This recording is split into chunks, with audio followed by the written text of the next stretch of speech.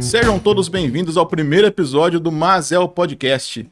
Eu sou o Caio Fratelli, CEO da Razel. Ao meu lado está ele, o mestre Jedi das IAs, Rodrigo Mauri, da Maiá. Fala um pouquinho, Rodrigo, o que a Maiá faz?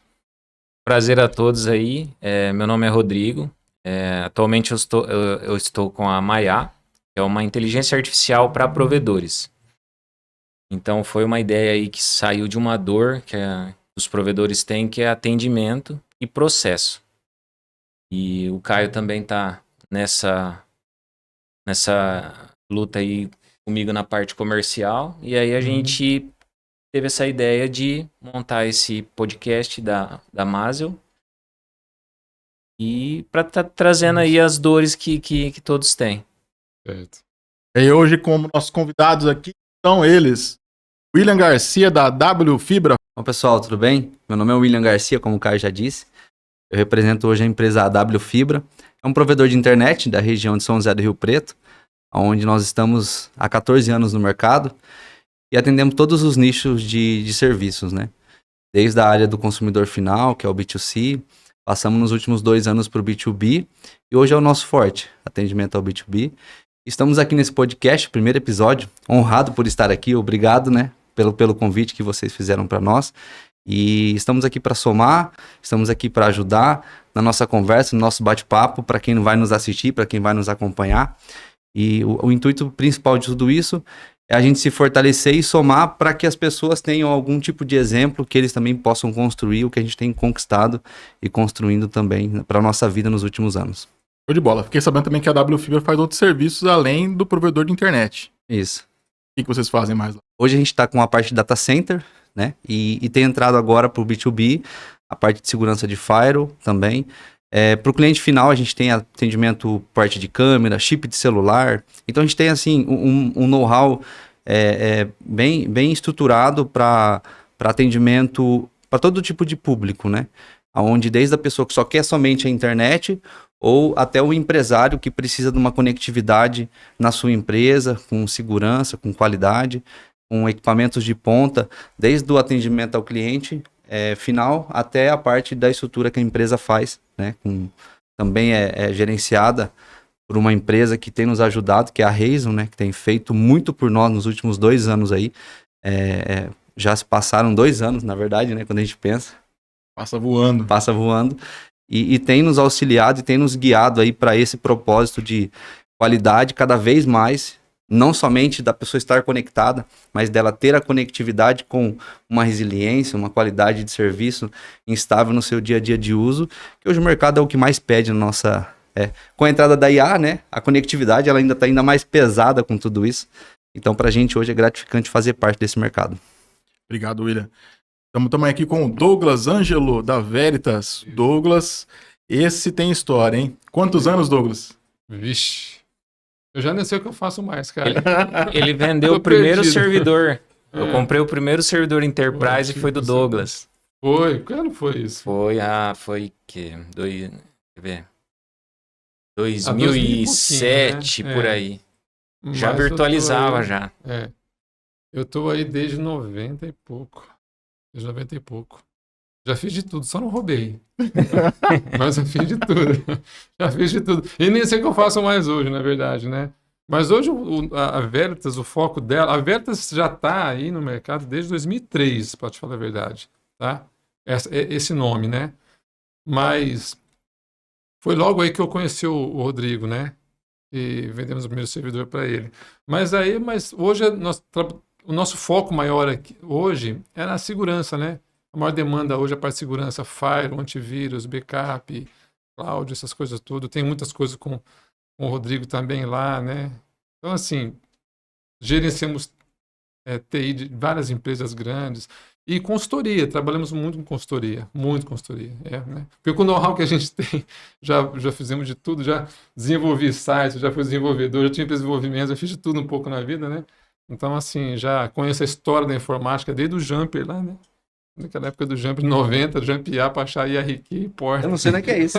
Eu sei, você é da minha idade, Nossa. você devia saber também. Em meu irmão. 90, eu tinha 2 anos de idade. Pô. Então, 2 anos? Você nunca mudou o jumper, por exemplo, pra mudar você lá nunca o... pegou uma placa de rede e foi jampeou ela Troca pra RQ? funcionar? Não, Porta 300 e RQ5, não sabe nem o que é não isso? faço ideia do bicho? que é isso, não. Não faço ideia. Pra, quando você ia colocar um HD, você tinha que configurar ele como escravo lá, né? É. Ah, isso aí eu lembro. Você lembra? Isso aí eu lembro, eu tinha que mudar Pô, lá. essa parte Slave, eu né? lembro. Isso aí é Era o verdade, Slave e o é. Master. É, mas Era isso aí já assim. era época do XP. Eu tava Mas você vendo lá. mudava o jumper? Mudava, Eu né? ainda tinha ideia, né? É, ainda tinha, Cara, ainda ó, tinha. tinha. eu, Tá eu fui vendo? CNA Novel. Sabe o que é Novel? Aham. Sabe o que é Novel? Não sabe o que é Novel? Não sei o que Não, não. Eu nem o sei. Google sabe o que é Novel mais. Até esqueceu já. Ele- Fala que ele falou CNA é com certificado, deve ser, né? Não, o Novel, acho que é 2.22, né? Novel, depois veio 3.11, 3.12, né? Novel era o que tinha, Eu fui CNA Novel, fui certificado Novel. Hoje em dia ninguém sabe o que é Novel mais. Não tinha Windows, era tudo Novel. Todas as redes. Mas o que era novel? Era uma rede, era rede mesmo. Era o protocolo de rede, né, Não, Douglas? Era um protocolo, vamos dizer O protocolo era o Net. NetBIOS. Hã? assim. NetBIOS. Não. Não? Agora eu vou esquecer o nome dele, hein? Agora eu esqueci o nome. Mas era um sistema de rede, de compartilhamento de arquivos. Tá? Você tinha um servidor, né? E tudo ficava no servidor como é hoje. Só que, na verdade, era o cabo coaxial naquela época que se usava, né? Mas o cabo coaxial. Então você tinha os barramentos de rede, e era aquele cabo coaxial que vazava a empresa inteira. Se o cabo arrebentasse, você tinha que ir lá com o terminador e ficar matando a ponta, né? Nossa, Era eu peguei assim. isso aí ainda. Eu trabalhava Peguei o final disso. eu trabalhava num banco na época, em 93, né? Tinha os andares, né? A rede caía, o caixa caía, eu sacava o terminador da minha gaveta e saía matando a rede para tentar achar onde que tinha quebrado, né? Cara, eu não assim. lembrava do cabo coaxial. O coaxial Não era lembrava. era um coaxial RGC Nossa, 58, isso aqui, igual ó. nós usou em antena? Era? É o mesmo tipo. É, 50. Essa parte eu peguei. Pô. É. Porque o conector, às vezes a mesma placa, depois quando saiu o base T, que é o que a gente conhece até hoje, padrão normal, RJ45, quando saiu o base T, ele continuou coexistindo. Então você tinha a placa ISA na época, Uhum. e ela tinha os dois. Isa. Ela tinha o conector BNC Sim. e ela tinha o conector RJ45. Uhum. E aí foi a transição, o Isso pessoal veio começou depois, a mudar. né? Isso já veio depois, É, né? isso já 90 e muitos aí. Aí, para evitar problemas, a gente colocava no servidor, a gente colocava duas placas, né? Criava 2, 3 barramentos, fazia isso, né? Aqui nas universidades que eram assim, e aquele cabão esticado. Então, tinha um barramento atendendo um departamento, um outro barramento, porque se rompesse o cabo, só parava aquele barramento, entendeu? Então, tinha essas alternativas aí, né? Então, A universidade na época antes da internet ou depois da internet? Porque 90 e pouco é antes, né? Aí antes. você tava o quê? A universidade era conectada na Rede Nacional de Pesquisa Era assim. e aí o restante era tudo rede Eu interna. estudei na Unesp, era assim, lá chegou um pouco antes, né? Mas a internet pra gente chegou acho que em 94, não foi isso? Se não me engano. Comercial 95, né? Por aí, 94. Mas lá já em 90 já tinha, mas era assim, bem limitado, não tinha. Se eu conseguir lá um computadorzinho lá, era difícil. Pra acessar a RNP, É. né? Nessa época eu tava brincando de A carrinho. gente andava aqui Ainda, Mas você a não gente ainda não andava chegou com- ainda na... com um eu box eu cheio, também, mas eu cheio de lembro disso. disquete assim. Acha? A gente dava com um box cheio de disquete, dava o boot na máquina com o DOS, MS-DOS. Acho que a minha infância tá errada. Aí já começou a entrar na minha época, mas eu entrei na época do disquete 14 anos de 144. Eu não usava o... Não, tô com- É isso aí. Aí você começou tarde. Comecei tarde, porque Começou tarde. a família era simples, né? Aí eu tive, Então, eu tive não tinha, não. uma questão que assim, eu perdi minha infância, né? Hum. Eu acho que com 5, 6 aninhos, eu descobri a informática. Meu tio, ele foi diretor muitos anos do Magazine Luiza e já tinha computador desde muito tempo, né? Uhum. Eu ia na casa dele lá e me mostrava os computadores da IBM na época lá, coisa Sim. linda. E eu apaixonei por aquilo lá. Eu ia pra escolinha, pré-escola mesmo. Uhum. Eu desenhava. Eles davam uma folhinha pra você fazer desenho livre. Meu desenho livre era um computador com o logo da IBM. Sim. E aí a paixão veio dessa época. E foi até meu pai comprar o computador em casa. Comprou em casa e eu comecei a ficar nesse... Então, assim, eu peguei o começo da internet. Eu peguei, assim, fui um dos primeiros usuários de internet da cidade que eu morava. Cidade pequenininha de interior, demorou um pouco. Uhum. Mas eu usei logo no começo. Discada ainda. Trabalhei com informática quando era criança ainda. Meu pai levava eu lá no no cliente, eu ia lá com meu pai. O pai levava, falava, filho, ó, esse aqui é o amigo do papai, vê se você consegue ajudar aí no computador dele. E aí instalava algum driver, formatava com disquete, né? Então eu peguei Na tudo isso época aí. era 95, né? Windows 95. Só que eu peguei do... Assim, eu peguei o final do 3.11, isso quando era bem criança, Windows 3.11? ainda peguei, Já era Workstation já. e depois 95. Então daí pra frente. Pra trás, aí eu já não vi, né? Eu já era muito, muito, muito criança. Pra trás você tinha Você vê DOS. que o Caio ele começou cedo porque você é mais novo que eu, né, Caio? Sou de 88, da E idade eu achava que eu comecei cedo. Mas eu, olha a eu discrepância. comecei mais ou menos nessa fase aí, quando entrou o Windows 3.11 também. Foi nessa então, fase. porque eu tenho a mesma idade que o Caio, só que eu fui ter contato com o computador com 14 anos de idade.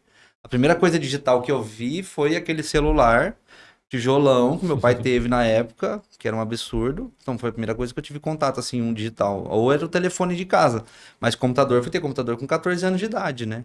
Aí meu pai tinha uma lojinha, aí ele comprou um computador lá e junto naquele computador eu comecei a me envolver. Aí foi onde eu me apaixonei pela tecnologia naquela época. Só que eu já peguei a fase do Windows XP. Onde era o tal do plug and play, você conectava, as coisas funcionavam. Plug and play. Quando eu fui ver aí quando eu fui Plug and mexer... play. Deu tela azul. Plug and play. É, Lugar Plug and oral. oral. Funciona, funciona. Quando eu for peguei nós pegou a fase do P, acho que era P2 que chamava, onde conectava o mouse e o teclado. Você tinha que PS2. reiniciar o computador. É, o PS2. Tinha que PS2. reiniciar o computador para reconhecer. Na verdade, o Windows Então. Muito É novo. isso aí. Mas também o provedor, ele já começou assim, já começou a informática, já montou um provedor. Isso aí é antigo, né, como provedor, vocês já são bem antigos. Então, Eu sou há 17 anos, né? 16 anos, vai para 17 agora. Então você chegou na época da discada ou já entrou via rádio já? Eu entrei no Via Rádio, Via rádio. só que ainda eram as antenas, né? As antenas de churrasco. Eu montei um vamos dizer provedor. assim. Eu peguei, só que eu peguei a Agora que eu transição. lembrei. Eu montei um provedor. Com antena. Montei. tem provedor? Não, eu montei o cara montar. Ah, tá. Isso nesses meados aí, que as antenas grade, né? Isso. Tudo assim. Eu Bastante peguei, pequena. eu peguei a fase final delas, né? Assim, eu fiquei só um ano quase com as antenas de grade. Eu já não peguei mais os computadores dentro das casas, lá no telhado, que era que colocava a plaquinha, Placa de rede. saía a conexão para ir para antena. Eu já peguei a época do microtik mesmo, né? A 443. Agora que eu lembrei, a gente pegava uma placa e pegava uma PCMcia, né? Isso, encaixava, era assim, isso tudo mesmo, adaptado, isso. né? Era assim mesmo. começou no Eu lembrei PCMcia, agora, isso aí mesmo. uma placa ISA. Isso. Colocava na máquina. Aí eu já peguei a anteninha de grade, que Ah. já vinha o cabinho pronto, não precisava fazer em cima, só fazia o cabo coaxial embaixo. Os Aí primeiros eu tive um que chegava a internet no computador e aí você compartilhava, aquele computador ele era o roteador mesmo, e aí você compartilhava na rede, né? Isso. Era assim. Os primeiros microtics, inclusive, que o pessoal foi instalando, não era router board, né? Que é Não era. as caixinhas, né? Eles eram computadores mesmo com o Isso. router OS instalado. Instalado. E aí de lá já saía direto pra antena. Ele já tinha uma placa de rede sem fio, saía direto PCI, pra antena. Uma PCI. placa PCI. Hum. Aí ela era como se fosse um roteadorzinho, né? Em cima da torre você tava lá com o PC numa caixa hermética. Isso, era isso aí. Essa fase eu não peguei, né? A minha sociedade que eu tive depois, aí eu tive contato com isso, mas a fase que eu peguei no Mercado Livre naquela época, era muito livre do que fazia as coisas. O pessoal que está acostumado a comprar no online hoje, você que está nos vendo online aqui agora, nessa evolução toda, não era nada assim. Era muita coisa doida que tinha no Mercado Livre. Aí, como que foi? Eu comecei a mexer com informática e aí eu falei, poxa, todo mundo tem internet via rádio, eu quero entender esse negócio. Por quê? Vamos se envolver nisso aí? E aí, hoje, analisando, a gente vê que é uma aptidão, né, para ter negócios e ser empresário. Aí eu comecei a procurar, e eu fui no Mercado Livre, tinha um kitzinho que vendia pronto já. Era Kit provedor? É um kit provedor. Ah, tá. Era uma Omni 2.4, uma 443, já vinha o cabinho e a caixinha hermética montada dentro. Que ano que é isso aí? 2000 e pouquinho. Aí foi 2010. Já tudo isso? Parece tão novo pra mim isso aí. 2009, né? Não, tudo isso? Não, foi 17 não, anos. antes, hein? 2008. Não, 8, né? 2008, 2008. Foi 2008, exatamente, quando eu comecei. E aí eu já chegou prontinho pra mim. E aí você acha que eu sabia mexer com aquilo? Não sabia, né? Isso aí você vai conversando. Aí, Under Linux. era o Under Linux, pô, é isso aí. É. O pessoal que vai lá no vídeo, vê rapidinho o que acontece, não tinha que ler fórum, achar os debug lá da vida. É até interessante essa. Não tinha Isso aqui eu acho que informação. todo mundo passou aqui, né? A gente não tinha. No começo o Google não existia, né? quando eu acessei a internet pela primeira vez, não existia Google, a gente tinha Lycos, Alta Vista. Alta Vista, Cadê? Eu peguei o KD. KD, Yahoo. KD. Alta Yahoo. Vista. Era indexado manualmente, né? Então, você tinha que mandar um e-mail, que nem eu quero que meu site seja indexado no KD. Ah, é? Eu Não mandava, sabia disso. mandava Você um e-mail. cadastrava, Eu você montei, entrava lá e eu montei um cadastrava sistema seu desse dentro do site. banco, você acredita? É Eu surreal de montei, pensar nisso. trouxe todas as ferramentas e montei um sistema tipo Alta Vista dentro para indexei todo o sistema de normativas do banco. Então os caras colocavam lá e achavam o que eles queriam dentro das normativas. É legal pra caramba. Ele era Peguei o mesmo mecanismo deles e implantei dentro da empresa. Ah, é? É, Olha. Você tinha que mandar um e-mail e É. falava assim, ó. Por exemplo, tinha uma listinha, você tinha que copiar aquela listinha deles e preencher isso no teu e-mail. Você colocava lá o nome do site. Meu site AW Fibra, Eu por lembro exemplo. disso. Colocava a descrição. Provedor de internet no Rio Preto. Era assim mesmo. Aí, palavra-chave, não sei o quê. E aí, o que acontece? Aí ele pegava e adicionava. Se fosse aprovado, ele adicionava isso no banco de dados deles. Então, na hora que alguém ia lá e procurava no KD, colocava para procurar, aparecia exatamente o que você preencheu lá e mandou Isso. para ele. Ele colocava aquelas palavras. Se mudou um pouquinho a ordem da palavra, você já não achava nada. Então, assim, não existia, por exemplo, vamos supor que no teu site, que na época, no começo da internet, tinha como... já existiam sistemas de notícias, que a gente chamava News Pro, os primeiros que a gente conseguia colocar... por exemplo, vamos supor que é um site e tem a novidade ali. Ou tipo um blog, né? Que você vai colocando as novidades. Aquilo não existia. O primeiro foi o News Pro, era um CGI que você colocava e ia colocando a novidade. Só que independente, vamos supor que você colocou no teu site, colocou lá um artigo interessante sobre algum Fire ou alguma coisa. Você colocou no teu site isso. Se alguém fosse no KD procurar sobre aquele Fire, não encontrava o teu site. Porque só tinha aquela palavra-chave que você mandou cadastrar. Caramba. A internet era limitada. As compras, você comentou do Mercado Livre, compras, existia uma revista do CD-ROM, acho que todo mundo vai lembrar dessa revista, bem icônica. Ela vinha com CD, né? Você colocava no computador. Uhum. Esse CD, ele tinha a loja virtual da Europa, que era a editora que publicava essas revistas.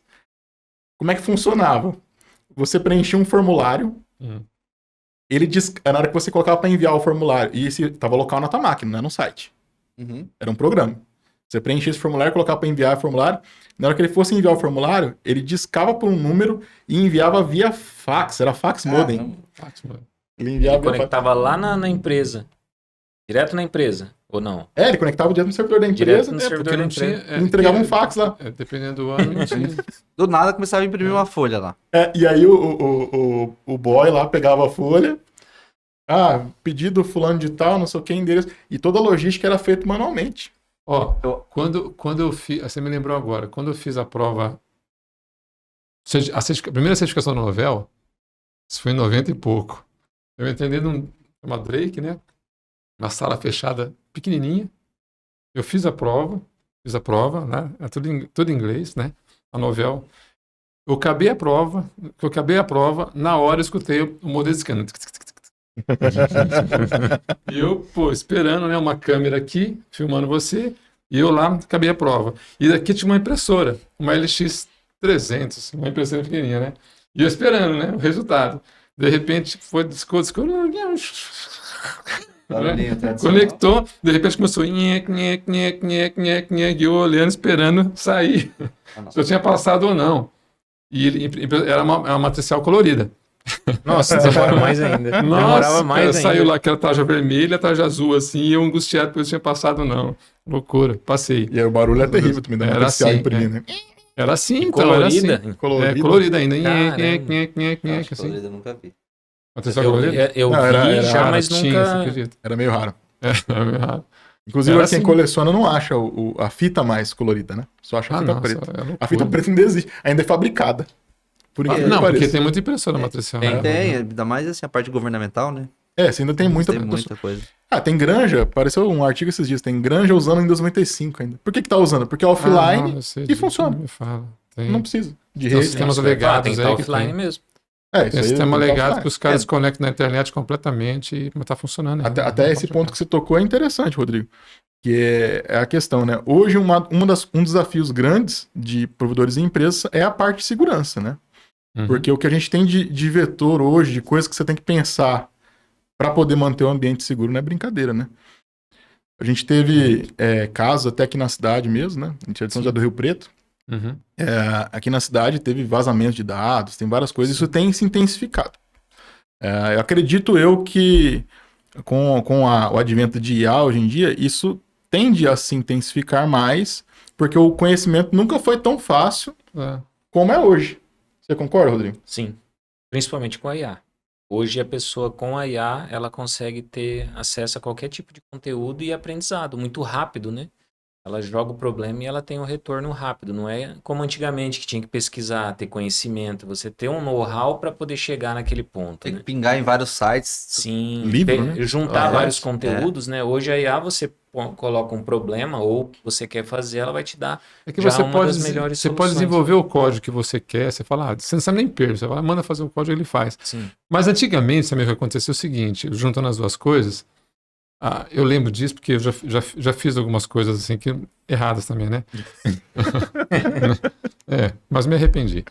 Mas, então, você quer testar o negócio. Já cumpriu Você pena, quer né? testar o negócio. Já cumpriu o Você pena, quer já testar. passou Você quer Passou os 20 Vamos ver anos. se esse troço funciona. Prescreveu. Aí você pega o script e fala, vamos testar. Aí você vai e bota, o negócio funciona, mas não sabe o que você fez. Entendeu? Você invadiu a rede lá, você quebrou a senha do cara, você botou lá um negócio lá e funcionou, né? Eu fiz um curso em São Paulo e o cara que deu aula pra gente, ele gostava muito disso. Né? Então ele me ensinou muita coisa, né? Foi quando eu aprendi John D. Hyper e essas coisas mais aí, e sniffar rede, né? E lá nós invadimos uma rede da escola, começamos a pegar a senha de todo mundo, virou regaço, né? Mas a gente fazia o quê? O pessoal pega as ferramentas e usa, mas nem sabe como ela funciona por trás. O cara consegue consegue derrubar um site, consegue fazer um ataque, derrubar, só que não sabe nem o que ele fez, às vezes, entendeu? Automatizado, né? Porque então eu percebo isso. Então, com o IA hoje também fica mais fácil. A pessoa não tem o conhecimento, não tem o know-how, mas ele está tentando. E está incomodando muita gente, enchendo o saco, entendeu? E fazendo coisa que nem sabe. Às vezes ele faz um ataque, consegue encriptar alguma coisa, entendeu? E é isso aí que eu vejo. Então está muito fácil. Realmente é muito fácil. E aí também você, vamos supor, ele fez uma coisa que ele não sabe ali. Foi lá, acabou invadindo um sistema, comprometeu algum dado, fez alguma coisa. Fiz uma besteira. E aí depois fez isso. Não sei o que eu fiz. Beleza. Se ele for na IA de novo, devolver para ele e falar assim, como que funcionou esse exploit aqui? Manda o código do exploit. Ela vai explicar para ele, né? Ela explica. Mas ela desenvolve o código também. Não sei, depende da forma que você pedir também, né? Ela vai te explicar. Esses dias eu fiz eu perguntei qual que é a senha padrão do modem da Claro. Ele falou assim, não posso revelar essa informação. Ele falou, tem uma trava ética ali. Claro, todo mundo sabe, tá no Google. Alguns dados sensíveis, ela tem essa orientação para não informar, né? Só que, por exemplo, um código até de um vírus malicioso, alguém já colocou nela e ela aprendeu com esse código. E se alguém pedir, ela vai dar um código próximo ou até igual àquele que ela aprendeu, né? Então, por isso que a IA, ela colabora muito com isso. Então, ela pode ser usada tanto para ajudar quanto para atrapalhar, né? Então, tem que tomar muito cuidado, né? E você que está envolvido mais nessa área com o software de vocês, como que a IA de vocês tem se preparado para se defender na vulnerabilidade que outras IAs possam querer utilizar, por exemplo, dentro do software que vocês têm desenvolvido hoje para as empresas de provedores? No caso, a inteligência artificial, nós usamos modelos de mercado mesmo, né? Então, tem Gemini, é eles que... essa parte. Agora, da segurança do software, ele é fechado, né? Então, não tem acesso externo. Então, por exemplo, se vai integrar com o teu sistema, eu vou fechar e vou autorizar só aquele... Via API, né? Via API Isso, só. API. Então, é só essa comunicação. Mas mesmo via API, autenticado, com tudo, ainda eu fecho por IP. Entendi. Então, você... fica totalmente fechado ali. Fica totalmente fechado. Ela não fica exposta ao mundo, né? Um dos erros muito grandes das empresas é isso. Solta uma API e deixa exposta ao mundo, né? Ou um servidor, né, Douglas? Você que trabalha também, o Douglas, tem alguns clientes que têm servidores em nuvem. E você já deve ter pego algum cliente que correu até você porque, meu, não tá funcionando, e aí você fecha. A hora que você vai acessar o servidor, o cara deixou tudo aberto. Habilita lá, por exemplo, o TS lá, né? Ixi, A 3389, IP público, maior caso de e vai invasão é embora. isso aí. E entendeu? assim, ó, pensando no projeto que vocês dois se juntaram, entre a experiência do Caio na parte de rede, provedores, data center, software para servidores em data center, e você com a parte de IA, o que vocês têm pensado assim em fazer? Aonde vocês querem chegar com esses projetos? Porque hoje o foco, por exemplo, envolvendo o Caio, é literalmente a parte de empresas voltadas mais para provedores. Isso. A gente começou já enveredando pro lado de provedor, né? Já desde o começo. Então a Razer ela entrou como parceira da Maiá comercial no primeiro momento. Então a gente era parceira comercial para auxiliar, trazer essa venda, trazer esse cliente e começar um relacionamento. O desenvolvimento tudo a cargo da Maiá. A gente tem alguns projetos em conjunto, mas ainda não está público, onde a gente vai juntar mais expertise para fazer um produto diferente. Mas aí é uma outra categoria que também usa. Quando a gente fala de IA, a gente está falando muito aberto, né? Ela pode fazer muita coisa. Então, a ideia é que a gente consiga otimizar. Porque, assim, voltando rapidinho para esse tema da segurança, o que acontece hoje é o seguinte: assim como uma pessoa maliciosa ela destinou um tempo ali para poder aprender como que ela comprometia um sistema, quem faz essa defesa também tem que estar se atualizando e pensando em soluções para que isso não chegue a ocorrer. E, se ocorrer, ela entenda como mitigar os riscos o mais rápido possível. Então, é importante que a gente também use o lado bom da IA. A gente tem um lado negativo, que pode ser usada para o mal, tem um lado positivo, que pode ser usada para o bem. Então, é uma corrida, vamos dizer, de gato e rato, mas a gente tem que estar na corrida. É importante a gente não sair dela. Está acontecendo. A internet é assim, né? A internet, ela é usada para os dois lados também, né? Sim, claro. Que a IA veio para alavancar essa solução e esse problema, né? Para os dois lados. Na realidade, não é um problema da IA, é um problema do ser humano. Né? Sim, exatamente. É como ela pode ser usada, né? Ela pode Porque o cara que às vezes entende um pouco mais por trás, que não é minha área, por exemplo, a mentalidade dele do que ele pode fazer pro bem ou pro mal é muito... Ela se alavanca, assim, né? Poxa, hoje eu tinha toda essa dificuldade. Com a IA agora eu resolvo isso em poucos minutos, entendeu? Às vezes o cara ficava em horas num projeto. Com a IA hoje, em minutos, ele faz o que ele precisava. É porque é uma base de conhecimento fantástica, assim, sabe? Então, foi o que eu falei, você não precisa saber fazer certas coisas. Se bem que também eu vou dizer para você também que eu volto aqui nesse ponto. Se você não souber fazer, tem um pênalti ali também, tá?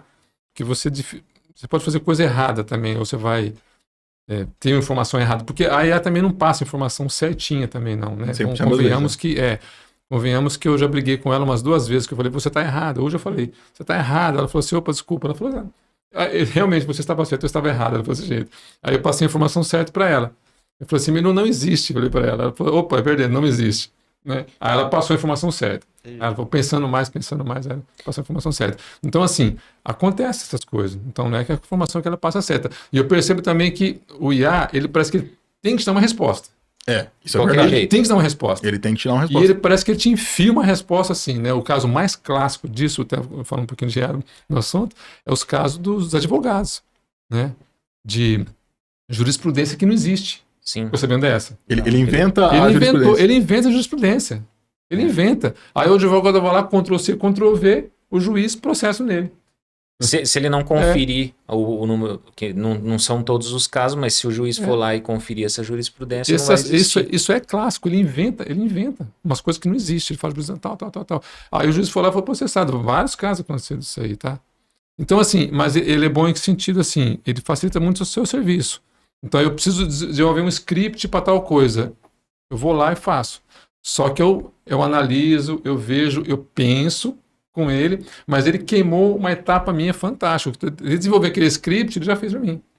Isso é fantástico. Acontece muito isso... Eu uso muito assim hoje. Acontece muito isso no desenvolvimento. Porque, por exemplo, eu uso muito na parte de desenvolvimento. Mas se você jogar, falar, eu quero que você faz isso, ela vai fazer muito genérico, cheio de erro, não vai ficar legal. Agora, se você usar ela como ferramenta, então você sabendo programar, você tendo conhecimento, né? Por exemplo, eu vim da área de programação, então eu tenho conhecimento de de programação. E aí eu usei a IA como ferramenta. Entendeu? Agora, quem não sabe programar, se for usar a IA, vai dar um monte de erro, vai fazer um sistema super falho. Eu concordo Entendeu? com você. Na minha área ela é ruim, é péssima. Então, eu percebi isso assim. É difícil. É. Assim, eu até gostaria de utilizar LLMs na nossa área mais, né? Então, de repente, até para poder tirar dúvida de analista que começou no time agora e tudo mais. Mas ela é péssima. O grau de acerto dela é muito baixo. Eu estou falando dos modelos percebido isso. LLMs. É bom você falar isso aí. Você me lembra do que você está falando aí. Eu os comentei modelos isso essa grandes. semana. Desculpa, Isso assim, os modelos grandes, LLM. Então, se eu pegar, por exemplo, um Grok padrão, no modo expert, ele erra pra caramba. Se eu pego um chat GPT, LLM sem nenhum ajuste, padrão, lá no chat mesmo, erra pra caramba. Se eu for em qualquer uma outra, DeepSeek, qualquer uma outra, eles erram muito em rede. Aí entra a questão do agente, que é você encher, vamos falar grosso modo aqui, você vai encher o modelo de viés para que ele se concentre naquilo que ele está fazendo. Então você vai ajustar ele, só que não é diferente de um fine tuning. O fine tuning é realmente o treinamento. Então, por exemplo, existem, por exemplo, nesses modelos, vocês comentaram, por exemplo, OpenAI, né? Você comentou que você pergunta para ele uma informação que vamos dizer, poderia ser usada com um fim ruim, como é o caso, uma senha de um roteador, alguma coisa, ele fala, não pode te passar essa informação. Isso aí foi um treinamento de reforço, né? Reinforcement training, né? Junto no fine tuning que foi feito isso aí. Então o modelo não faz isso. Se eu crio um agente baseado no OpenAI, meu agente ele herda essa trava, vamos dizer. E aí tem modelos, e aí você pode baixar e rodar localmente, por exemplo, que são modelos que talvez tenham o jailbreak. Ele não tem essa trava ética, por exemplo, para você usar. Então, a ferramenta ela tem isso. Só que aí você tem que aproveitar o lado bom da ferramenta. Vamos supor, eu não quero que meu modelo ele seja usado para o mal, mas eu quero que esse modelo possa ser usado para o bem, eu quero que ele seja usado na minha empresa para treinar os meus analistas, que seja. Então eu vou aproveitar o lado bom dele, eu uso as travas éticas dele, eu pego um modelo, pego um LLM, uso a Maya, faço um agente, e aí, em cima desse agente, você vai dar todo o contexto para ele poder trabalhar com as informações, inclusive da tua empresa. Vamos supor, a gente tem a documentação interna da Razer lá. Eu pego essa documentação, compilo ela de uma forma que a IA entende e crio um agente na Maya, coloco ali toda a minha base de conhecimento. Então, a partir daquele momento, o meu modelo, ele não comete mais esses erros clássicos, assim, né? Não é um geralzão. Que é o geralzão. Porém, quando você fala que você criou essa enciclopédia da Razer, todas as informações de estudos ali, toda vez que o sistema vai conversar com a IA, ele leva essas informações todas as vezes para a IA entender, ela vai ler tudo aquilo para saber dar a resposta. Ela busca, né? Você pede para ela buscar, por exemplo, algum assunto. Eu quero saber o endereço da sua empresa. Então, aí ela vai lá buscar lá naquela base de conhecimento, vamos falar assim, e vai... Mas essa base de conhecimento está dentro do chat GPT ou está dentro do software de vocês? Dentro do software. Dentro do software. Tá, entendi. Então dentro do software roda tipo uma pequena IA ali que já tem uma coisa rodando dentro dela para que... Ela consome, né? Ela consome o recurso. O recurso local ela pode consumir por API, por webhook, alguma coisa, ela pode consumir aquele dado e levar de volta ali. E ela vai levar isso em consideração, porque como que funciona um modelo de linguagem, né? Um transformer aí, LLM da vida. Ele nada mais é do que uma multiplicação de matrizes.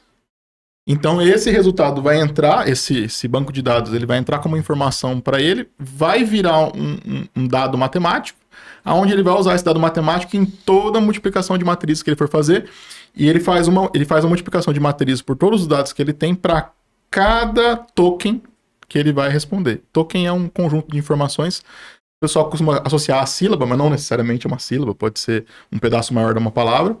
Mas para cada token que ele gera, ele vai fazendo essa multiplicação de matrizes. Então o importante é que esse dado está lá, ele pode ser usado junto no emaranhado de dados para poder gerar um resultado. Então assim, não é que ele vai dar um Ctrl+C, Ctrl+V da informação que eu passei e vai cuspir ele para você, porque isso seria um chatbot. Exato. Então, um chatbot, você programa ele para responder. Aí o cara vem e pergunta, fala, olha, qual que é a raiz quadrada do número X? Ele pega já cospe o resultado. Não tem um contexto, não fala, oi, tudo bom? Ó, não sei o quê. A IA não, a IA ela vai mudar e vai te passar a informação como se fosse um humano, basicamente. Uhum. Como que ela sabe que palavras usar? Quais palavras nós, humanos, usamos para nos comunicar em fóruns e etc. A gente tem uma forma de falar. E para cada idioma tem isso. E ela vai copiar isso, por quê? Porque ela foi treinada para poder responder daquela forma. É mais ou menos isso, né, Rodrigo? Sim, sim. Ela vai... Vamos imaginar que você tem um manual da tua empresa lá com teus processos. A IA não tem essa informação. Então, quando você pedir isso lá no ChatGPT, ela não tem essa informação. Então, ela vai dar algum outro resultado. Quando você cria um assistente e você alimenta ele com essa informação, por exemplo, as informações da tua empresa, nesse cálculo que ele for fazer, ele vai colocar essas informações junto. Uhum. E a probabilidade, né, que é muito probabilidade estatística, vai entrar lá, ele vai fazer a conta e vai dar o resultado. Né? O Caio, nessa parte, ele entende mais que eu de modelo. A parte de modelo, o Caio é muito bom. Essa parte de modelo vamos falar ali mais na raiz, né, Caio? Eu vejo que o Caio ele tem Raiz matemática do raiz negócio. matemática. Tem falado muito sobre... eu não vou conseguir lembrar o nome agora, mas hoje a IA ela tem respondido o que a gente pergunta, né? E Sim. tem uma nova metodologia vindo agora que ela vai passar a entender a sua dor para ela dar as respostas dela do que ela está achando do que está acontecendo. É regenerativa? Não, acho que não é. Não, a gente não Ela faz. é o... Tem a IAG nesse caso aí, né? Tipo um pensamento, né? Não é pensamento que ela fala, Você fala como se fosse a sinapse da IA. ela, pelo que eu vi, você manda uma pergunta para ela e ela faz como a gente faz, ela tenta entender a tua pergunta, né? Então ela pergunta para ela mesma, pelo E que eu ela pode vir entendi. com uma outra pergunta do que ela gerou Pra- no contexto. Não sei se Ela já não- Não é só ela mais não- responder aquilo que você Ela não vai, perguntou. Existe isso? ela vai entender a tua Hoje. pergunta antes de responder, né? Existe isso, você pode experimentar o seguinte, não sei se vocês já usaram a função Deep Research de qualquer modelo quase tem, mas o comum é o da OpenAI, né? Você usa a função Deep Research, em português eu não procura profundo, alguma coisa do tipo. Você usa essa opção e você pergunta alguma coisa pra ela. Ela vai fazer um monte de pergunta pra você. Então, assim, ela não vai só tipo, te cuspir um resultado. Ela vai tentar entender o que você perguntou. Ah, tá bom, vamos supor que você quer saber... sei lá, qual que era a melhor banda dos anos, considerada a melhor banda dos anos 60 de rock. Aí ela vai te fazer várias perguntas para entender se Você quer nacional, mundial? isso, se é nacional, se é mundial, olha, e pode ser uma banda que toca também um pouco de folk, ou não, tem que ser só rock. Por quê? Porque ela vai fazendo filtros internos para depois te dar o resultado mais próximo possível. Então isso já tem. Mas isso na LLM convencional, isso já existe. É que eles não fazem por padrão, porque pensa o seguinte, o custo computacional é muito É isso alto. que eu ia perguntar. Toda vez que uma IA ela vai te dar um resultado, ela está multiplicando a matriz por todos os números de matriz que ela tem dentro do banco de dados dela. Então a gente chama isso de parâmetros. Tá? Então o modelo ele tem um certo número de parâmetros. Tem modelo de 7 bilhões de parâmetros, de 20, de 30, de 300, de 500. E aí por aí vai. O ChatGPT tem quanto? 1 trilhão de parâmetros, uma coisa assim, não é? Mas Por aí. não está sendo em todos, Ó. né? Eles estão limitando. Não, ele tem isso. O modelo tem isso. Então, toda vez que ele vai fazer uma resposta, ele tem que multiplicar todos esses parâmetros aí. O custo computacional disso é muito caro. Porém, existiu uma evolução muito grande quando saiu o DeepSeek. Não sei se você lembra de como que o pessoal falou na época que saiu o DeepSeek chinês lá. O pessoal deu uma coada e pensou, putz, mas agora a China tem um modelo que é mais eficiente. Por que o chinês era eficiente naquela época? Ele tem o chamado MOE, que é Mixture of Experts, que dentro do modelo, ele identificou ali partes daqueles parâmetros, que, por exemplo, é uma parte de aritmética, então está identificado ali dentro, uma parte especializada em linguagens, está ali dentro. São áreas do conhecimento, mais ou menos assim a ideia. É muito mais complexo que isso, mas eu estou simplificando ao máximo. Então tem áreas do conhecimento ali. Quando você faz uma pergunta aritmética, por exemplo, quanto é 2 mais 2? ele vai ele usa só os parâmetros referentes à parte aritmética. Então, em vez de ele fazer toda aquela multiplicação de matriz com todos aqueles números que viram na matriz ali para ele vai usar somente os números que tem a parte da aritmética. E aí, se a tua pergunta tinha aritmética e uma questão de português, por exemplo, sei lá, a gente fala claro ou craro. A gente fala claro ou craro, e quanto é 2 mais 2? Perguntou duas coisas. Ele vai primeiro pegar uma parte desse modelo, esses parâmetros, vai fazer ali a multiplicação de matriz, vai te dar o resultado. Então, o especialista de aritmética te respondeu a parte aritmética, depois ele joga a pergunta para o especialista de linguística para te responder como é que fala a palavra certa. E nisso ele economiza poder computacional. Só que quando ele tem que te dar uma resposta muito complexa, como uma pesquisa, qual que é a ideia do Deep Research? É fazer praticamente um trabalho de escola. Então, a professora, isso deve ser assim, eu imagino que para a professora hoje em dia não tá fácil. Não. E nesse cálculo que ele falou aí, se a pessoa colocar um por favor, vai piorar, vai ter mais um ponto, que até saiu que, por exemplo, um modelo aí que leva prejuízo de milhões porque as pessoas, na hora de pedir alguma coisa, colocam o por favor. Ou agradece no final, né? Ou agradece Ou dá no bom final. dia. Tem que, é isso aí. Bom dia. Isso daí gera um prejuízo para Você eles pode enorme. ser gentil, então. Não, o ideal é que seja o mais Não, grosso seja objetivo mais grosso. possível. Mas Beleza, é porque vamos ver. tem esse Mas eu dívida- sou assim. tem- É o ideal. É. O pessoal fala, os robôs vão se rebelar e vão acabar Minha com a esposa humanidade. perguntou É, assim, primeira vez que Eu ela sou o primeiro a pegou, morrer. ela pegou o Eles chat falam. GPT, eu preciso falar por favor ou bom dia? Não fala nada. Só escreve o que você quer, ponto. Siga essa metodologia também. Vamos ajudar eles a gastar menos. No começo eu não entendia como é que funcionava. Por isso que eu fui tentar entender como é que funcionava. Eu falei, bom, a gente tem um problema aqui, a gente tem uma ameaça ou vou usar de ferramenta? A gente tem esses... Porque a gente pensa o seguinte, o problema nunca é o sistema. O sistema por si, ele não tem sentimento, ele não foi programado para isso, para ter um sentimento, para poder te É que dizer como que existe ele... esse mito, né? Essas O coisas. problema é o ser humano. É. Aí meu medo As era... pessoas têm medo, né? Por exemplo, vamos supor, a pessoa pega e coloca um LLM desse para controlar uma ogiva, um sistema de lançamento de ogiva nuclear. Eu tinha esse medo, esse receio, até entender como que isso funciona de fato, e não tem nada a ver, na verdade. Uhum.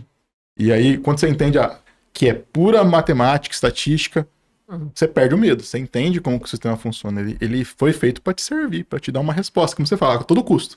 Uhum. Eu não sei a resposta. Ele não vai falar não sei, ele vai te dar uma resposta. É. Dependendo você precisa corrigir ele numa forma mais seca, vamos falar assim, para realmente, porque às vezes ele começa a sair fora do que você quer. Então você fala, não, você tem que também corrigir ele para ele voltar ali né?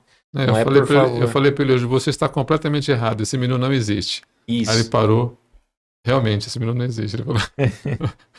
Você me lembrou agora, essa semana minha esposa pegou. Deixa eu falar com o Chá, ela falou pra mim, né? Eu peguei, dei pra ela, bati uma foto da cozinha, ela falou assim: faça um projeto dessa cozinha pra mim. Faça um projeto, ela falou. Bom, aí ele começou a fazer um monte de pergunta pra ela, né? Tava tudo do pé direito, cor, e ela falou, não pode fazer pergunta. Eu falei, também, você pediu um projeto, ele vai soltar um projeto. Ele joga com as por medidas, research. tudo certinho, e ficou. Falei, pede uma imagem pra ele logo. Assim, Responda você mesmo. assim, me dá só uma imagem, ela falou. Uma ideia. Aí ele fez uma imagem, pronto, acabou. É. Tem um dos modelos, é porque assim, como ela falou um projeto, ele entendeu, opa, é Deep Research. E aí, hoje, no ChatGPT-5, ele já ativa automaticamente a opçãozinha lá. Então, aí no caso, tem modelos que a hora que você faz uma pergunta e começa a falar muita coisa, ele tem um botãozinho que ele fala assim, responder rapidamente. Tem lá. Você clica, ele já te dá uma... Porque que ele faz? Aí ele vai usar os experts lá e te dá uma resposta rapidinho pra você ficar satisfeito e acabar o problema. Aí começou a perguntar de madeira, de cor, Tem modelo? tamanho pé direito, não sei o que lá, um monte de coisa. Tem um termo que eu tô tentando lembrar, é flutuar. Ela não é flutuar, que ela quando ela perde alucinar. Uhum. Esses dias aconteceu comigo.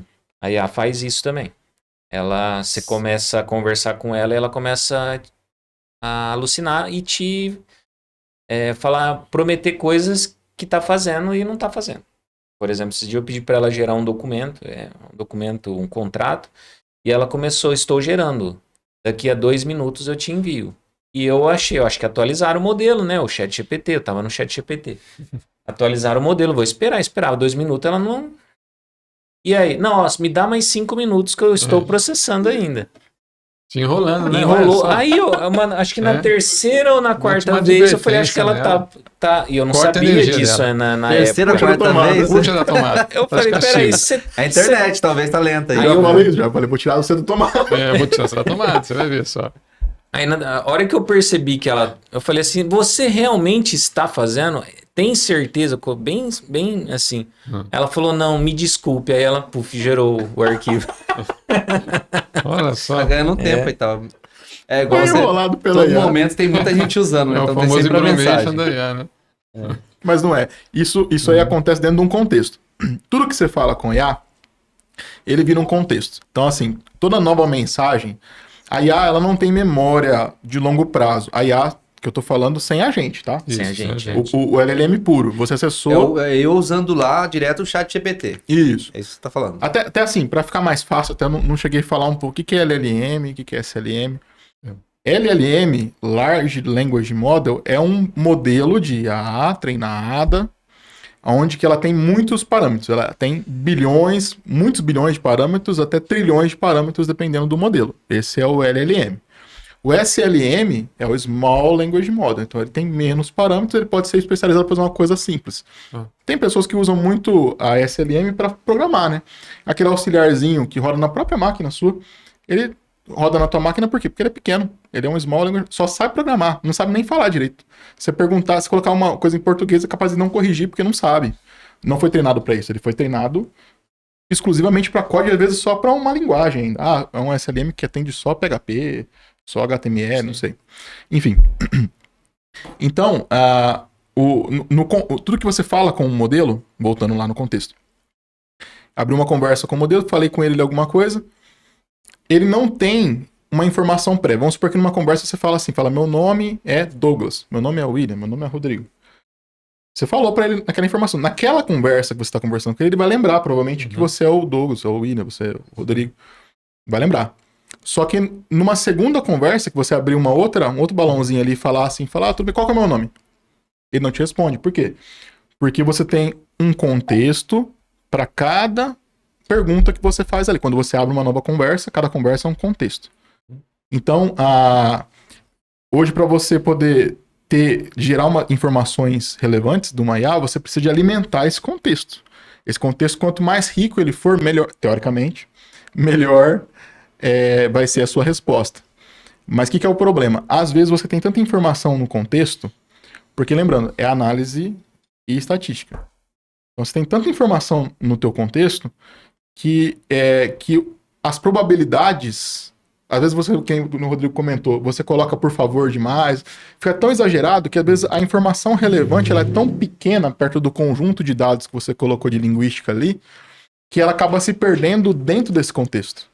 Então, na hora que ela faz a estatística lá, o resultado, porque assim, quando ela quer saber o próximo token, que ela tenta adivinhar o próximo token sempre. E para ela poder adivinhar esse próximo token, ela tem que ver ali quais são os resultados mais prováveis. Então, ela dá uma lista de resultados, top 10, vamos supor, e aí ela pega o mais provável dos 10. Mas, por conta desse contexto contaminado, vamos dizer assim, ela pode pegar um cara que deveria ser o último da lista e jogar ele para primeiro e te passar uma informação errada. Quando isso acontece, e aí o Rodrigo me corrige, o Rodrigo vai saber falar muito melhor isso aqui, mas eu acredito que a melhor coisa é você iniciar um contexto novo. Sim. Falar do chat GPT ou Gemini, se você pegar na própria conversa ali, se ela começar a ficar muito extensa, você vai ver que ele mesmo já vai ficando lento. Ou vai perdendo informações. Se você pegar, por exemplo, um contrato e jogar num modelo desse, e você pede para corrigir, e aí se você começa a adicionar informações, adicionar, e esse contexto vai ficando muito grande, o contrato vai perdendo informações. Ele não fica... você tem que ser o mais objetivo possível. Sim, sim. Isso aí eu tenho pegado, como eu tenho mexido com muita imagem na IA mesmo, se você começa a trabalhar demais com a imagem e as modificações dentro dela, depois que você fez 4, 5, ela fica irrelevante do que você pede. Sim. Qualquer tipo de coisa que você pede, ele quase não consegue alterar mais. Aí você tem que pegar a última que ficou mais próxima, iniciar um novo chat e iniciar uma nova modificação naquelas imagens. É um novo contexto. É um novo contexto. Novo contexto, né? Ela esquece aquela memória antiga ali que já está se perdendo, por exemplo, e vamos para o novo processo. O que acontece com o agente, o assistente? Você tem esse contexto sempre limpo. Por exemplo, vamos falar num atendimento ao cliente, por exemplo. Você tem sempre um contexto limpo.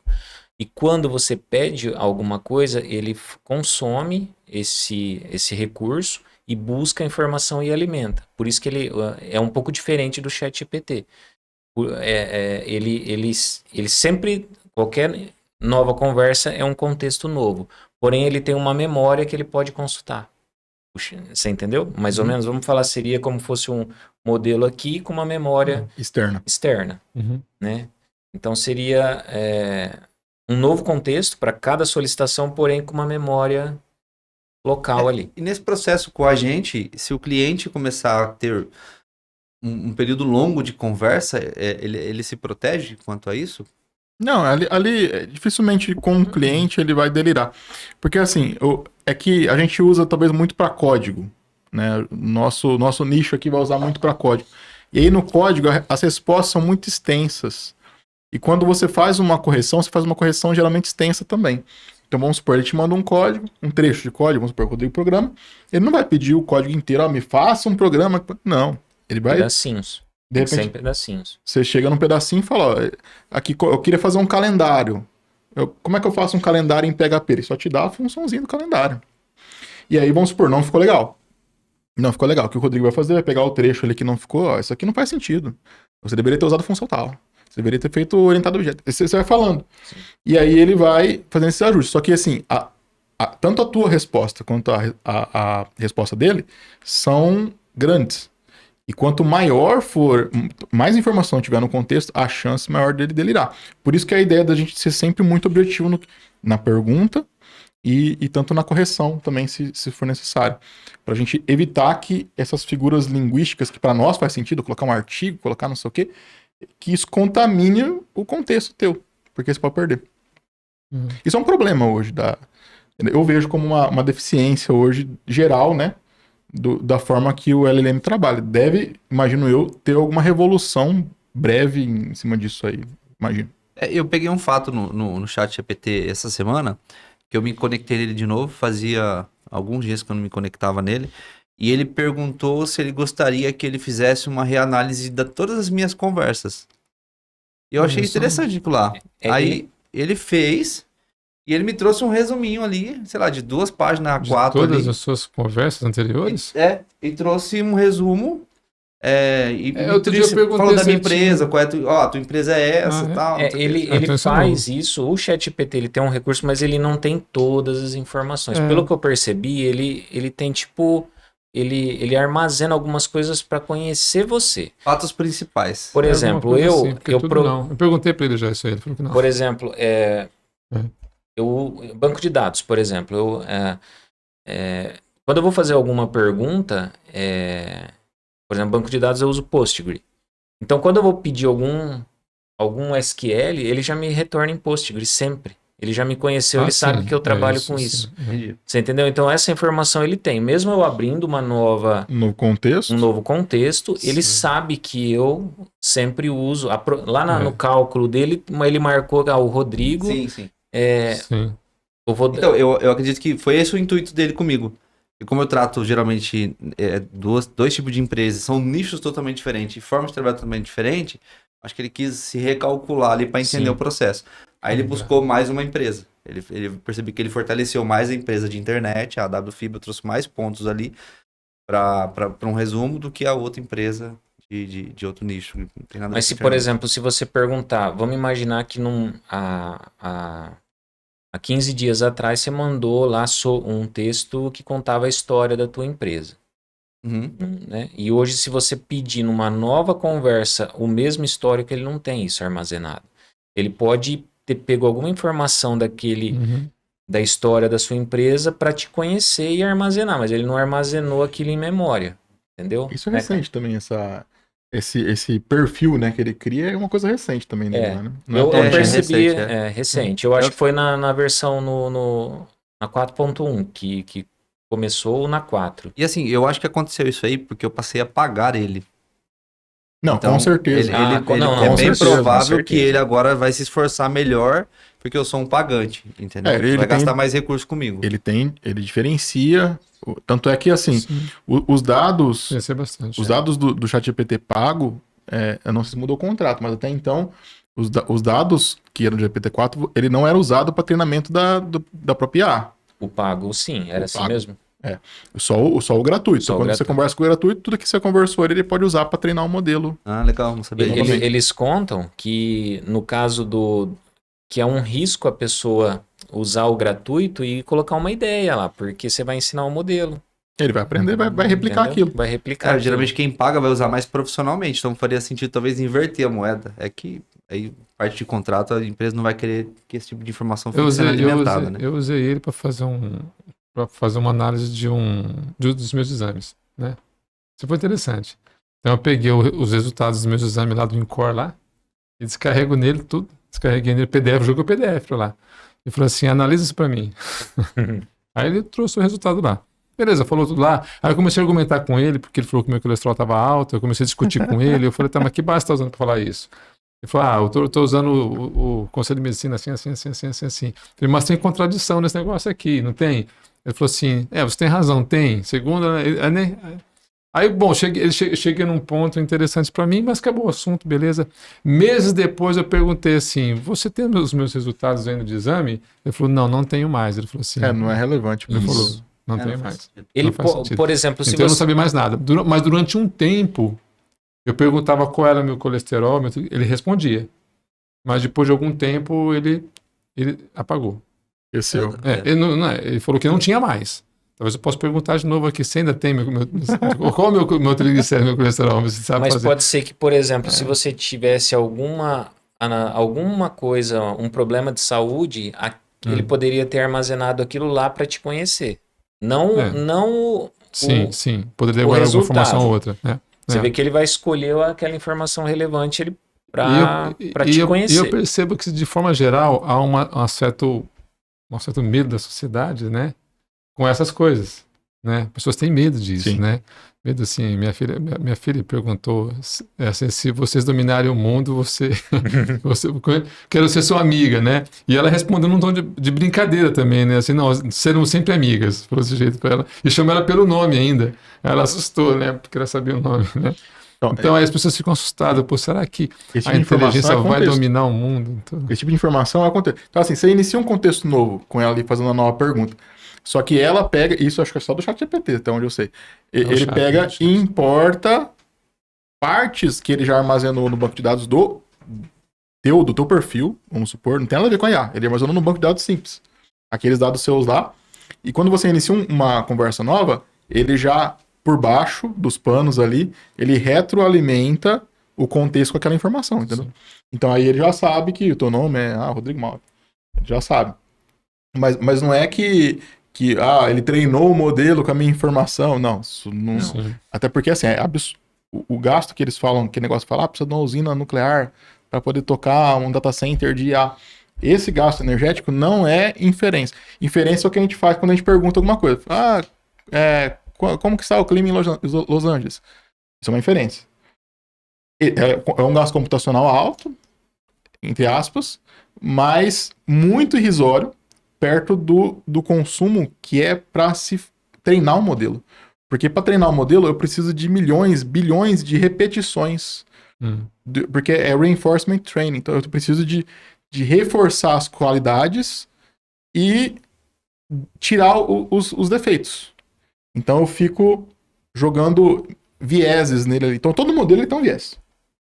Você vai ver que de repente você vai ter, em questão de políticas, por exemplo, você vai ter modelos que são mais de direita e modelos que são mais de esquerda. Você vai ter essa questão no modelo. Isso é gozado, mas isso é importante as pessoas saberem que tem viés. Não tem como não. O treinamento é justamente colocar um viés nele. Exatamente. Por exemplo, política, que é um assunto bem, bem simples para entender. Se você for pedir opiniões de política, o interessante é você orientar o viés para ele. Falar, eu quero que você seja de esquerda ou que você seja de direita. E aí ele vai te dar o resultado baseado naquele viés. Porque se você também perguntar no geral, ele vai trazer informações do geral, não vai ser uma... Então, tem que saber usar, né? Tem que saber usar, porque, complementando o que você falou, acho que tudo que você for tratar, a primeira coisa que você faz é encurtar o nicho que você vai falar, porque se você deixar ele muito no geral, vão ser muito discrepantes as respostas e muitas das vezes não vai fazer sentido para você o que ele vai trazer. Sim. O que eu percebo também, eu comentei com você agora que eu tenho muita dificuldade com ele nas questões que eu pergunto para ele. E é o que o Caio falou. Eu tenho essa dificuldade porque é o seguinte, muitas coisas que eu pergunto para ele na minha área, que é a área de configuração de alguma coisa. Eu sei que existe versionamento também, eu sei que de repente ele fala da versão tal, eu estou na versão tal, entendeu? Eu sei disso. Mas eu percebo que ele passa muita informação errada, Sim. tá bom?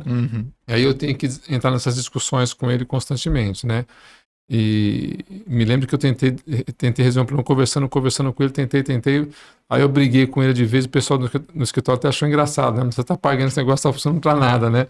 Porque eu não conseguia chegar num consenso com ele. Aí eu fui pro Google e resolvi o problema no Google. Direto, aconteceu isso aí. Mas eu percebo que tem uma área, que tem certos ramos, por exemplo, falando questão de teologia, Bíblia, por exemplo. Ele é muito bom nisso. Ele é muito bom, muito bom. Por exemplo... Será que é porque foi treinado com muitos exemplos? Eu não sei te falar o que acontece. Tá esses exemplos na internet, eu não sei te falar. Se você chegar, você fala assim, ó, eu quero que você me traga um texto tal, ou faça uma análise, uma exegese sobre tal texto, assim, assim.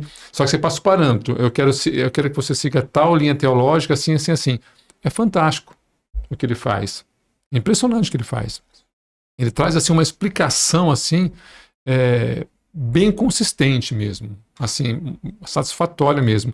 Então, nesse sentido, eu que estudo muito essas coisas, eu fico impressionado com o que ele traz. Então, tem me ajudado muito nessa área, muito mesmo. Já na área de... Na área de música também, eu sou ele músico. É bom também? Muito. Eu nunca usei pra música. Música, você faz as perguntas para ele te responde as perguntas bem, entendeu? Se você mandar fazer uma música, ele faz a música para você também. Isso eu já usei. Ele faz. E aí ele faz as músicas pra você, né? Eu nunca preciso fazer música, não. O Douglas é músico de verdade, não é que nem eu, não. Mas ele te explica, você faz uma pergunta pra ele lá, qualquer coisa sobre escala, alguma coisa assim, ele responde pra você, te ensina, te explica, como que é, escala pentatônica, blá, blá, blá. Ele te explica lá os modelos, explica tudo certinho, entendeu? Na área tecnológica que ele viaja, né? É isso que eu ia comentar. Então, sobre a tecnologia. O que eu quero dizer com isso é o seguinte, isso... Porque ele foi estudado, bom, como é que ele tá aprendendo isso? É nos fóruns? É no Linux? Mas você pensa assim, ó, vamos supor, vou pegar o exemplo da Bíblia. A gente tá falando do ensinamento aí de 2000 anos. No Novo Testamento. São conteúdos muito parecidos, né? Não, aí eu imagino assim, desde que a internet começou e ela foi alimentada ali com livro e tudo mais, um monte de coisa, aquele conhecimento ele tava ali, né?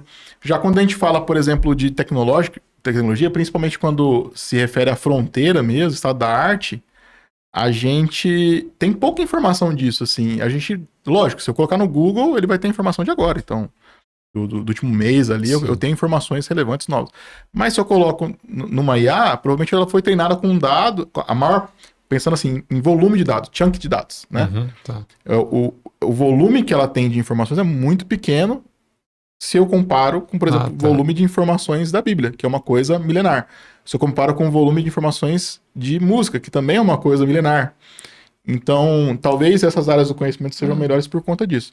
As nossas áreas mais tecnológicas são bem mais recentes, e aí, de repente, falta esse tipo de ajuda. Só que aí, fazendo um jabá, a gente tem como trazer isso para o modelo de volta, utilizando um agente, que é o caso da porque você está trabalhando isso com a informação que você tem também, né? Sim. Isso você está jogando. Você está trabalhando, fazendo ela trabalhar para você ali. Né? É, Uma informação que você inclusive, está fornecendo. O aprendizado dela, que é o que eles fizeram para soltar as IAs, eles estão fazendo agora com as informações extremamente restritas daquele nicho. Isso. Daquele nicho. Então, a inteligência dela naquilo ali está muito além da inteligência que a gente usa no dia a dia nosso, no genérico, lá no chat GPT. Isso. Agora, Por causa dos seus agentes. É basicamente isso. São Tô os entendendo agentes esse negócio, especialistas. Vamos falar, por exemplo, o agente que gera imagem, um agente que, se você Eu sempre cito porque é o que eu mais uso, mas você entra lá no ChatGPT, tem os GPTs prontos. São agentes que... eu quero um agente especialista naquele assunto. Ele foi treinado para aquele determinado assunto. Um agente advogado, por exemplo, que tem lá.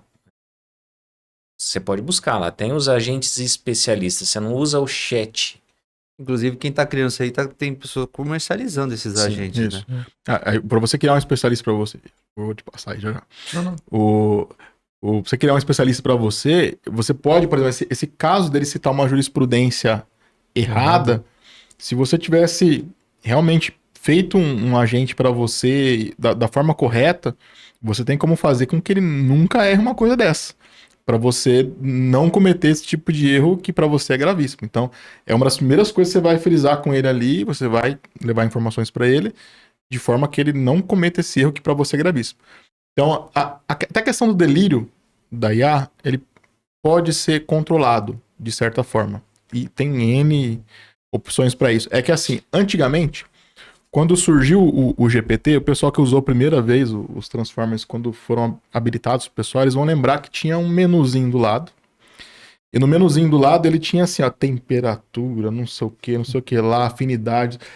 Como é o nome daquela barra, Rodrigo? Você vai lembrar que você tá mexendo com programação aí. Aquela barra que você vai fazer um slide, assim, é slide mesmo? O nome exato eu não vou lembrar de cabeça. Você consegue botar, por exemplo, de 0 a X. Aquela barquinha, aquele slider, né? Ele tinha isso, tinha várias opções. Então, para você perguntar uma coisa para IA e ter uma resposta relevante, você tinha que colocar aqueles ajustes de uma forma que fizesse sentido.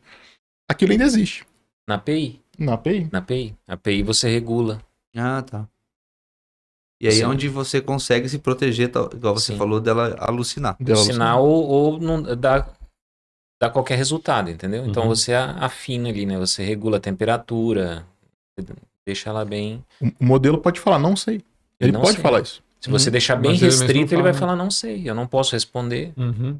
Ele não vai ser que nem o ChatGPT que vai soltar qualquer coisa, Vai entendeu? vomitar qualquer coisa. Entendi. O que eu ia falar é o seguinte, ainda falando sobre segurança, ao mesmo tempo que a gente vê que a quantidade de invasão ainda cresce, né? Criptografia é o que mais acontece, eu percebo que as ferramentas, elas estão cada vez mais inteligentes, né? As ferramentas que a gente usa estão cada vez mais inteligentes. Então, assim, ainda nós temos muito falso positivo, a quantidade de falso positivo é muito grande, né? E a quantidade de e-mails contaminados, de pessoas sendo infectadas é muito grande. Mas, assim, aquelas pessoas que têm trabalhado com a ferramenta certa, tá? Com um antivírus bom, né? Com um firewall bom, assim, tudo legalizado, tudo bonitinho, tá? Estão bem protegidas, porque as ferramentas estão cada vez mais seguras também, né? E já usam IA, inclusive. Então, exatamente. É disso que eu estou falando. Porque elas já estão nessa... Então, os firewalls estão analisando bem, né, o que está passando, o que não está passando. Alguns antivírus ainda têm muito falso positivo, outros praticamente não têm falso positivo. E trabalham muito bem mesmo, né? Tem caso, por exemplo, um cliente que me ligou, falou assim, nossa, o que é esse monte de coisa aqui no meu diretório? Eu peguei, eu olhei e falei assim, você deu sorte que o antivírus bloqueou o hacker, ele tentou encriptar a máquina inteira. Ele não encriptou. Ele foi pegando. No final, pum, ele pegou. Por quê? O cara rodou uma ferramenta, era ataque de dia zero. O antivírus detectou, não tinha aquele relato de vírus ainda. Heurística, né? Ele percebeu que era um ataque hacker, ele 1, 2, 3, ele foi fazendo backup. Quando ele percebeu, ele ele cortou o acesso do cara e interrompeu o processo. Entendeu? Ele parou.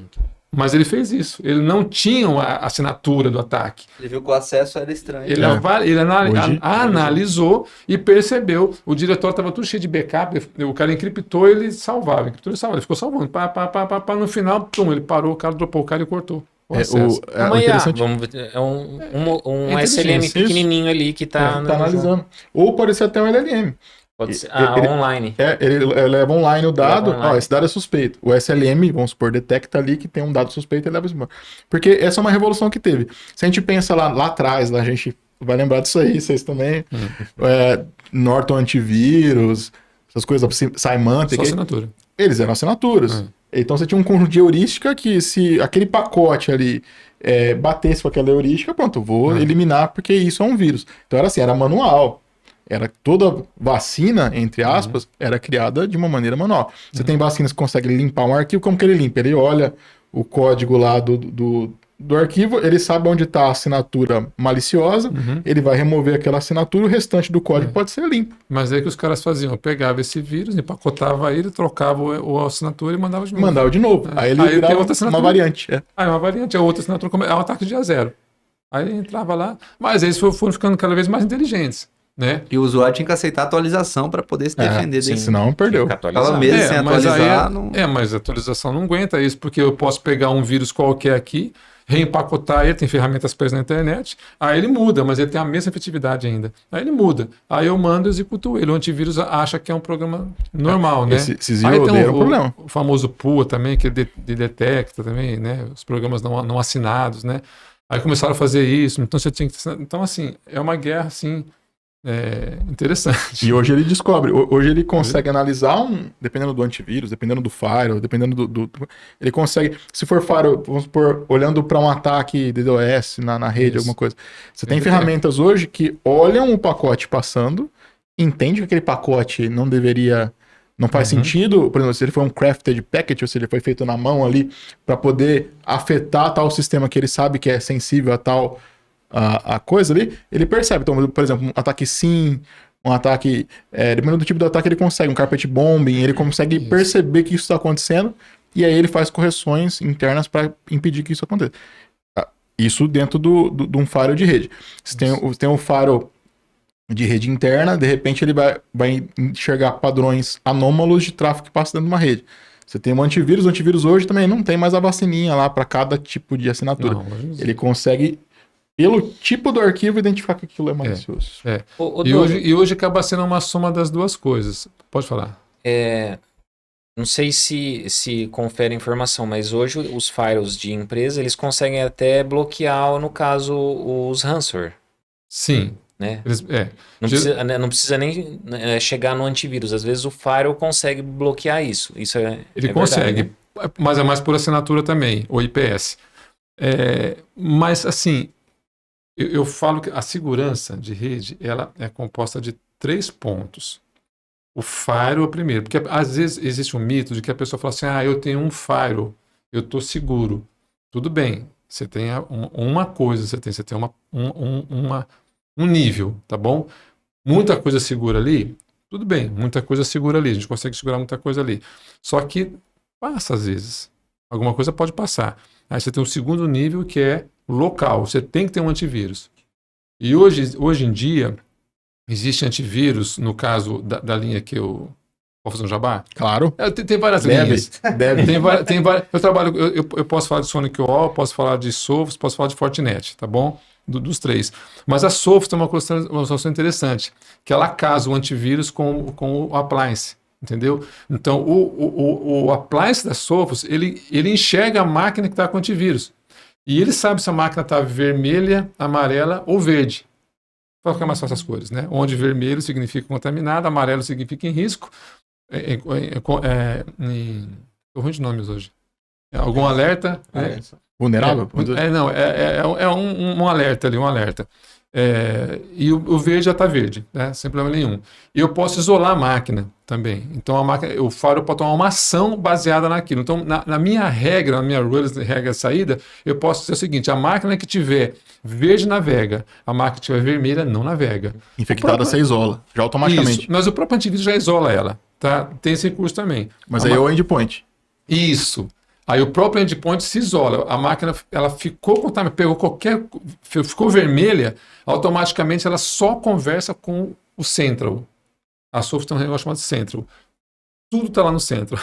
Tudo está lá, tudo você imagina está lá. E ela isola a máquina. Também é um recurso que você pode ter, tá? Então, só que aí você vê o segundo ponto.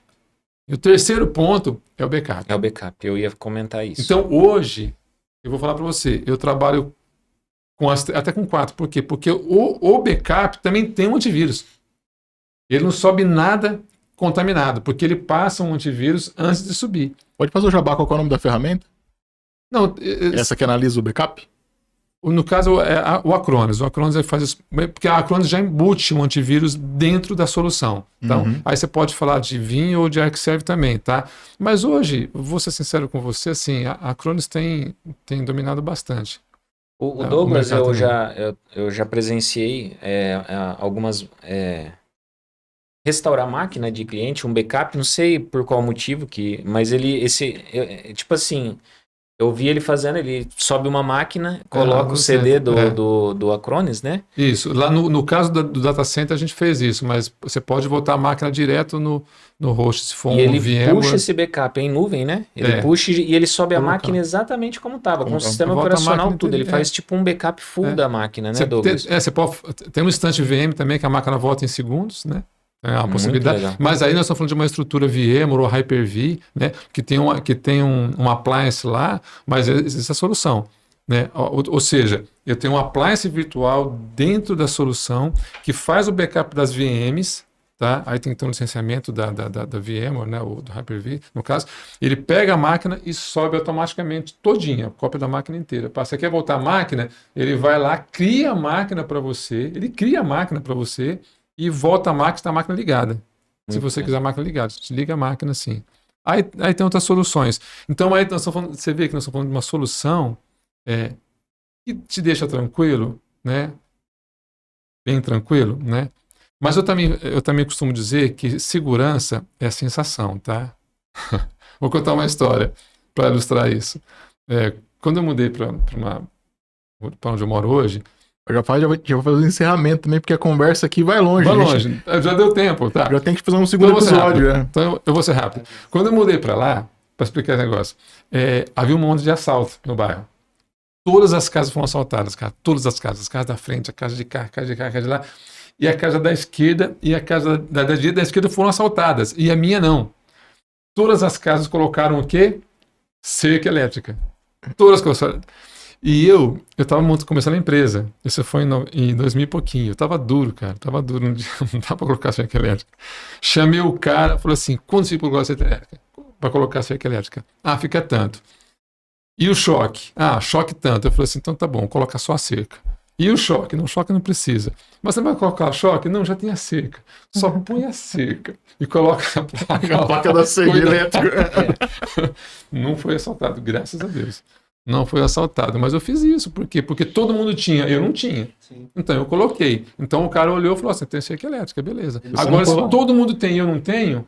ia ser sua casa. Essa é minha casa. A sua casa que ia ser. E não ficava ninguém em casa à tarde, né? Então eu ficava preocupado com aquilo. Então, segurança, estou querendo dizer o seguinte, é que você tem que fazer um investimento, assim, no básico, primeiro, na segurança, nesses controles todos que você precisa ter. Você tem que fazer, né? Fazer a tarefa de casa, porque segurança perfeita não existe mesmo. Não existe, a gente sabe disso, né?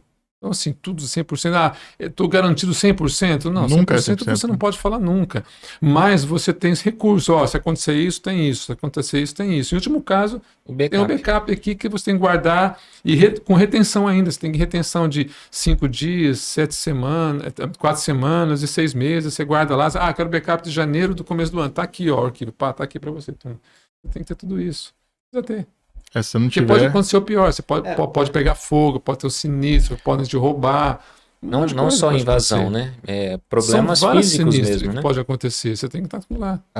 Quem não tem nada é o que você falou. Você tem a cerca, independente dela estar eletrificada ou não, você está se prevenindo de alguma forma ali. Você já tem, pelo menos algum invasor ali vai se sentir intimidado pela cerca já de cara, independente de não ter o choque. E isso é verdade mesmo, só para concluir, pessoal.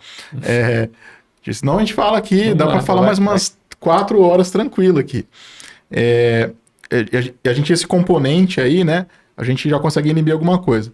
No caso do Firewall, se a gente não tem nada, a gente fica vulnerável até o script kid, né? Aquela criança está na escola, não sei o que, está descobrindo informática, começa, vou testar aqui, vou ver se eu consigo derrubar alguma coisa. Nem está preocupado, não tem objetivo nenhum. O objetivo é o aprendizado da pessoa ali, da criança, no caso, está com tempo.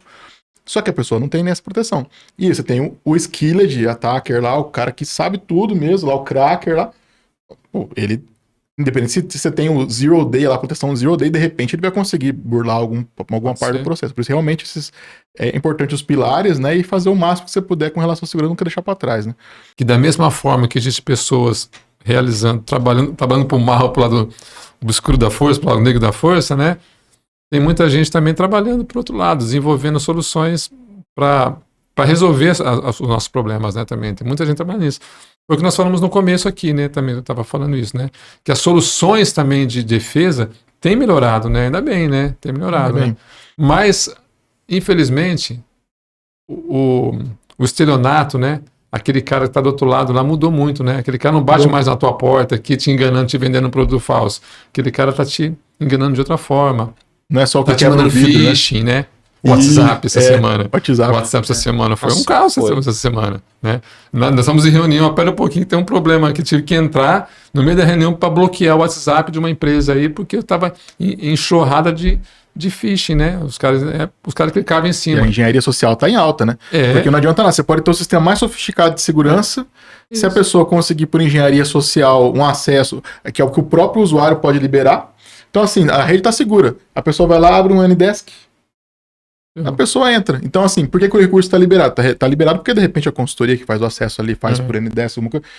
E a pessoa, o funcionário da empresa, acaba usando um recurso que era para ser usado para o bem, para dar um acesso ao invasor. Foi enganado. E foi pelo WhatsApp Web, né? E foi pelo WhatsApp Web.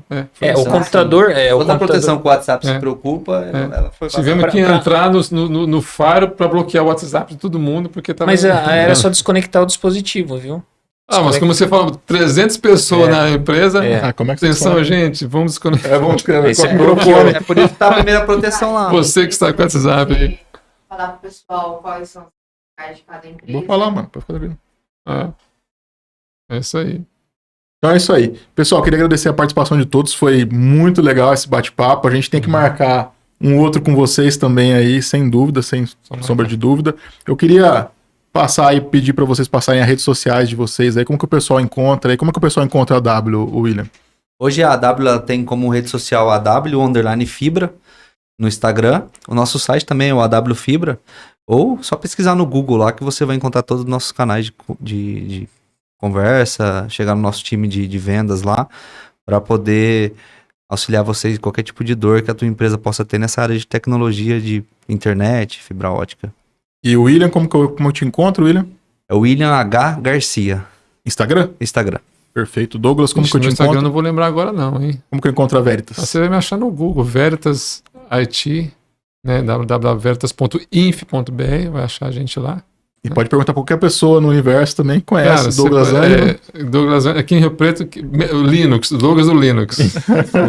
Pegou isso aí, dava aula no Senac, essas coisas, né? Durante muito tempo. Eu fui conhecido assim, né? Douglas do Linux, né? Mas é isso aí. Legal. E você, Rodrigo, como que o pessoal encontra você e a Maia?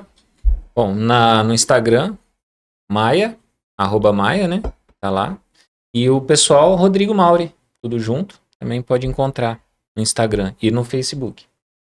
Meu também, quem quiser adicionar, Prof. Caio Fratelli.